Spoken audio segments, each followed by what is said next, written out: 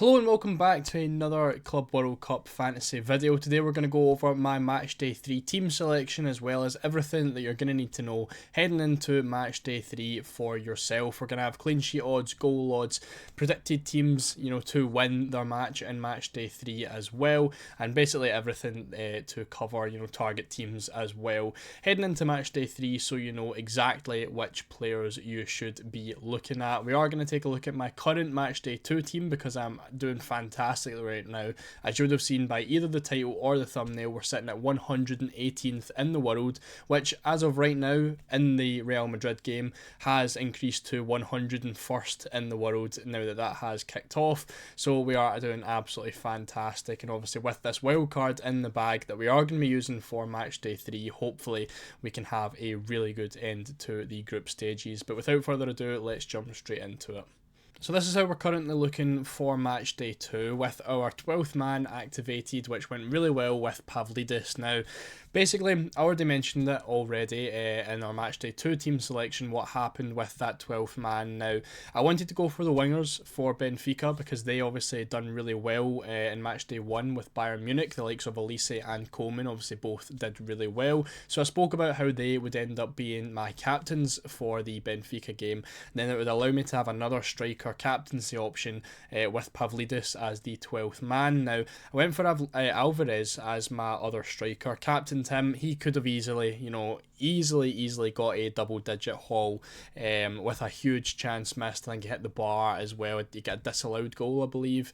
Basically, everything that went wrong, and Alvarez only got a 2-pointer. Now, totally called it with the wingers doing well. I say the wingers, the winger doing well, and it was just penalties. So again, not really. It was kind of like getting the answer right but doing all the work and wrong kind of thing. Di Maria done really well. Obviously most of his points came from penalty goals, and I did have him as my captaincy up until 15 minutes before kick-off, and then I changed it to Actor Koglu. So a big 17-point haul from Di Maria was supposed to be my captaincy, and I ended up changing that with that to go for Actor Koglu, unfortunately. But Pavlidis done really well as the 12th man, and I'm glad I went for him as the 12th man. Even though the Alvarez shout didn't work out, it made a lot of sense in my head. But thankfully, not going for Di Maria ended up working out for the good. We went for Yildiz as our captaincy today, and he picked up 2 goals and an assist, and he is under 5% owned as well. So you get an 18-pointer, which was absolutely fantastic, and it means that I've only got Erling Haaland to worry about tonight, who would have probably been, he was the captaincy that I was most looking forward to. So if Haaland goes and scores like 4 goals or something, yes, it's quite unfortunate, but I think the fact that Yildiz has picked up an assist and he's under 5% owned, Haaland, if he scores a hat-trick, is only going to be able to match Yildiz's 18 points, so he's really going to need 4 goals or 3 goals and an assist to beat Yildiz's 18-pointer. So very happy with the captaincy. Everything has went fantastic, and it is Yildiz that's really put me into the right position that I am at. Everyone else has done pretty decent. Elise still done well with his 9 points. Cambiasso on 7, or Mane on 7. Obviously the Benfica guy has done quite well, so not really get any complaints at all for this week. And as I said, sitting at 100, almost top 100 right now with 8 Nuri and Erling Haaland in the bag for tonight, so hopefully that does go well. Now looking ahead to Matchday 3 now, looking at the fixture difficulty and the win chances for each of our teams in Matchday 3. Now as someone who is going to be using the wildcard in Matchday 3, I'm going to be mainly focusing on the first 5 teams. As you can see, there is a bit of a gap between Chelsea and Monterrey in terms of win chances. 75% for Chelsea, and then it's 16% less to Monterrey with a 59% chance of winning. So I'm going to be mainly focusing on those top 5 teams. And again, we spoke about Matchday 3 with a lot of teams probably having qualified at this point. Now, yes, some teams have qualified, but they are still going to want to be playing for first place. Now, I'm pretty sure the only team that has guaranteed themselves first place is Flamengo, because Chelsea are sitting in second, and I'm pretty sure the group goes to head-to-head first before it goes to goal difference, and obviously Flamengo beat Chelsea. So as far as I'm aware, it is only Flamengo that have confirmed themselves top of the group, because no matter what happens with the Man City game, they are still going to be joint on points with Juventus tonight, if they win, of course. So there's not really much to worry about in terms of rotation, so it's really just going to be probably still full strength teams for the most part in Matchday 3. So I'm going to be focusing purely on those fixture difficulties, the top 5 with 75% or more. Now we've got Boca Juniors in there with a 98% chance. They're obviously playing against Auckland, so the triple up of Boca in Matchday 3 is absolutely essential. We've got PSG as well, a team that has probably come back into it now, playing against Seattle, and after getting beat against Botafogo are going to have to go out and win that match, so we don't have to worry about rotation, and it is a really nice fixture for PSG players. So again, another team that we probably are going to want to be tripling up on. We've got Dortmund as well. They're going to be playing against Ulsan, which again are second bottom in terms of win chances down there at 7%. So Dortmund have a really nice fixture too, and they just scored 4 goals against Mamelodi Sundowns. Now obviously they did concede 3, so you may be wanting to look more at the attackers because the clean sheet might not be as nailed as you would have think after conceding 3 goals to Mamelodi Sundowns. But Dortmund attackers could be brilliant, and I definitely will still at least look into a defender for my team against Ulsan. Then we've got Real Madrid, who do seem to be struggling a little bit. Obviously, I think Mbappe is due back. We have kind of kept up with the injury, problem with Mbappe, and he does seem to be back in training and stuff now, so he should be back for Matchday 3 and definitely is going to be under consideration. Then we've got Chelsea as well at 75%, who are also going to have to go out and win after getting beat again off of Flamengo. Now Chelsea are up against Esperance, and again a game you would really be expecting them to do really well in, keeping a clean sheet and scoring a couple of goals. So again, once again, Chelsea maybe a double up, potentially a triple up as well. So at that point you're probably looking at probably 11 to 12 players maybe from those top 5 teams in your starting 11, and then there's really just going to be maybe 2, maybe 3 players outside of that just to fill the rest up. Now again, focusing on those 5 teams, they are all on this list for the highest chance of a clean sheet this week. There is only one team who has a little bit less, and that is Real Madrid, who are only given a 40% chance of keeping a clean sheet against Salzburg in Matchday 3. But as you can see, our other 4 teams, Dortmund, PSG, Chelsea and Boca Juniors, are the top 4 on the list. So once again, even more, really makes you want to go for players from those 5 teams. In defence, you are going to be looking at Boca Juniors, you are going to be looking at Chelsea, PSG and Dortmund. Now, one thing I have really seen with the defenders after the first 2 match days is getting those defenders that are under 5% owned is really, really nice. Obviously it's a little bit different with the attackers and midfielders because you want to go for players who are going to haul big. Now even if they do go and score a hat-trick, they are only still going to get those 2 points, whereas with the defenders, they're really only going to be getting clean sheets. Now, if you've got one defender who's 50% owned and just gets a clean sheet, that's obviously going to be 7 points, but if they're under 5% owned, you're usually going to get those extra 2 points. So it does really kind of come down to, the ceilings of players. I think it's the same with the goalkeepers. You want to go for a goalkeeper who's under 5% owned because the ceiling's only about, 7 or so points. If you can get the extra 2 from scouting bonus, then, that's just a little bit higher in terms of the ceiling. So I think going for the defenders that are under 5% owned is definitely going to be the way to go. With PSG, it's a little bit different because obviously you get really attacking, defenders and Nuno Mendes and Hakimi who can really get big hauls. Their ceiling is a lot higher than the likes of Dortmund defenders where, they're probably only going to get a clean sheet. And at the end of the day, the scouting bonus is almost as worth as much as an assist is. So someone like Svensson, who we spoke about before the tournament started, if he was to pick up an assist and a clean sheet, which you probably would expect from an attacking wing back, they are only getting 1 extra point from, a centre-back who's under 5% owned and just keeps a clean sheet. So I think, when you're talking about the defenders, again, unless it's PSG, who have obviously very high ceiling defenders in terms of their wing-backs, you are just going to be better going for the under 5% owned players. In the attack, it is a little bit different because obviously the ceiling is a lot higher. Players like Olise are going to be way over 5% owned, but they are very much capable of double-digit hauls. So that extra 2 points isn't really as valuable, if that makes sense. Hopefully it does. I think it does make a little bit more sense. But there is quite a few teams that are predicted to score over 2.5 goals in Matchday 3. We've got Chelsea, PSG, Boca Juniors, Real Madrid and Dortmund in there again. Our 5 target teams are within the top 6 for predicted goals, and Atletico are in there as well, who are up against Botafogo, and now obviously Atletico need to win by a couple of goals, I believe, if they want any chance at qualifying, but I don't think Botafogo are going to, lay down that easily. I think they also need to come into this match and win against Atletico, and I would actually argue that Atletico probably won't score as many goals as they are expected to on this list, but that is, obviously just my opinion at the end of the day. You've also got Inter as well. Inter playing against River Plate. They don't really have a lot of good attackers. If you want to gamble on Lautaro Martinez, there is, that option there. Dumfries looks as though he is going to be back as well for Matchday 3 too, so he could end up an option. I don't think Inter were too high on the clean sheet odds. I think they were sitting about 40%.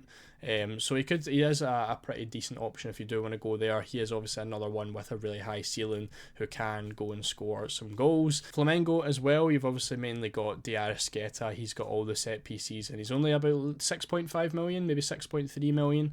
As a midfielder for Flamengo, he's going to probably be your main pick in there. Bayern are still up there, so yes, they're playing against Benfica, but Benfica have 4 points, Bayern have 6, so I don't think there's going to be a lot of rotation with Bayern Munich. They are going to have to win that match if they do want to qualify in first for the group, and Vincent Kompany isn't really much for rotating his team anyway, so I think that is going to be a pretty predictable lineup, and I don't really think in attack at least there is going to be too many switches around. So I think someone like Olise and Harry Kane, 2 players who could do really well in that match as well. So as it stands right now, this is how my wildcard team is looking. Again, make sure to follow me over on Twitter because you will get the actual confirmed team that I do go for just before the deadline. Now, this is how we're looking. So again, as I mentioned with the 5 target teams, we've got the triple Boca Juniors, we've got the triple PSG, we've got the triple up in Borussia Dortmund, we've got the triple up in Chelsea as well, and then I've got the 1 Real Madrid player in Arda Güler as it stands. Now, again, this team could change to potentially fit in someone like Kylian Mbappe. I will speak more on him and what I could potentially do in a little bit, but I first want to start off with Boca Juniors. Now, 3 Boca Junior players up against Auckland. I've got Merentiel in there at striker right now. Very much the best Boca Juniors attacker to go for, but he does look as though he is going to be struggling a little bit to make it for Matchday 3, and he is doubtful. However, as you can see in this same tweet, Cavani is potentially going to be ready. Now, if Cavani does start, he will be taking penalties, and he could be a much better option as well up front. So again, we'll have a look for more news as it gets closer to the time. Again, I will post anything we see over on Twitter. Link is in the description, so make sure you do go and follow me. But if Cavani's going to start, then I'll just go for Cavani over Merentiel. If not, we'll just stick with Merentiel in there as well. Now, I don't really think there's a lot of good Boca Juniors attackers outside of him, so I have decided to go for 2 defenders instead, purely because this clean sheet is going to be basically locked in. Touch wood, they are well over 80% chance for a clean, or was it 76% chance for a clean sheet.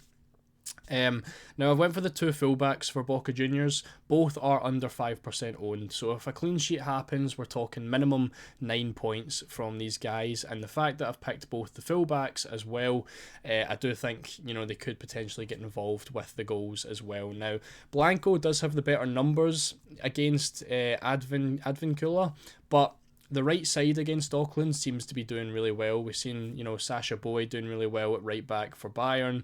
We obviously saw Olise doing fantastic. Now, Di Maria done really well. Yes, it was just penalties, but it is something, that we do notice. So potentially the right back from Boca Juniors could do well in there as well. So that's why I went for Advincula. So I think the clean sheet, guaranteeing yourself 9 points is going to be a little bit more beneficial than gambling on some random attacker that doesn't really have the best stats. So I've gone for the striker and the 2 fullbacks for Boca Juniors in there too. Now, PSG, Nuno Mendes, Hakimi, Dembele, probably the 3 best players you can go for from PSG. Obviously, really high attacking threat and really good clean sheet odds as well. So Hakimi and Mendes, hopefully we can lock in a clean sheet there. Mendes didn't start in match day 2, but then they obviously get beat, so I do think Enrique is going to go back to his full starting 11, and we should be good for that match and our minutes. So I think we're good for PSG, and Dembele is expected to be back as well for match day 3. We've also got the triple Dortmund in there. Now Guirassi's 100% going to be in my team. I think he does really well. We've got Brandt, who has unfortunately just reached that 5% owned mark. You can see the differentials we've got on screen as well. There is quite a few in there to potentially get the extra 2 points. Now Brandt has been doing really well, and I believe he has nailed. I think he's probably one of the first names in the Dortmund team sheet with the new manager in as well. So he's someone who can do really well, obviously pairing with Guirassy. Then I've got Cabell in goals. Now he is over 5% owned, but in terms of our target teams that we have been looking at, you can't really get any of the goalkeepers at under 5% owned right now. Sanchez for Chelsea is just a little bit under. I think he's 4.8% right now, but he is more than likely going to rise above that 5% before the deadline. So Cabell is in there right now. We've obviously got the Chelsea guys in there. I'm going for Colwell, as I mentioned, going for the defenders under 5% owned, I think is the way to go. Hopefully he doesn't rise above 5% before the deadline tomorrow. I don't think he will, but there is potential, for people hitting that wild card tomorrow and just placing him in there. So we could see him rise above 5%, and if he does, I may have to make a couple of changes, potentially just looking to either another 5%, under 5% owned defender, or someone like Cucurella, who's just got a bit better attacking threat. Pedro Neto is probably the best Chelsea player you can get. Midfielders are getting so many points in this tournament, with obviously the chances created and the tackle points in there as well. So midfielders are doing really, really well. And I've got Liam Delap in there for now. Now, my main reason for having him is he's under 5% owned, and Nicholas Jackson got a red card in match day 2. So Delap should be nailed for match day 3. I think we do still have George and Nkunku, who could potentially come on up front. But Delap's got, he's got pretty decent stats over the first 2 matches. He's missed a couple of big chances. I think he's going to get opportunities to do really well in match day 3. And obviously being a differential too, I think he could do really nicely, and he's 5 million cheaper than Mbappe is, so he allows me to have a much stronger team elsewhere. But again, I may potentially take him out to go for Mbappe instead. I have tried to cover off Mbappe with Arda Güler. I think he will probably start in that match against Salzburg as well. But again, I could just move to someone else, and we'll see. So I think the only players that I'm not 100% on right now is Delap and Güler, and probably Kobel in goals. The rest of the team I'm fairly, pretty nailed on. I don't think any of that does change. I think the only thing that I could struggle with is the fact I've only got 7 captaincy options in there. Obviously, tripling up on so many teams doesn't give me a lot of captaincy picks. Maybe like a maximum captaincy would be better on this team, but obviously using the wild card, I obviously can't do that, and I did use it in match day 1 as well. So that's how the team does look. I'm really happy with the way things look. I think I've got enough differentials in there that the team could do fantastically and hopefully boost myself into the top 100. But as I did say, there is still a lot of threats that there could come from obviously Kane playing against Benfica again, very highly owned. Mbappe's probably going to get brought in quite a lot, and he is probably the number 1 player that I would like to have in this team. I think if I had an unlimited budget right now, I probably would put Mbappe in over Delap, but we'll see. I've still got about 24 hours of tinkering until the end of or at least until the deadline comes around. So make sure you follow me over on Twitter for any more wildcard drafts that do come out.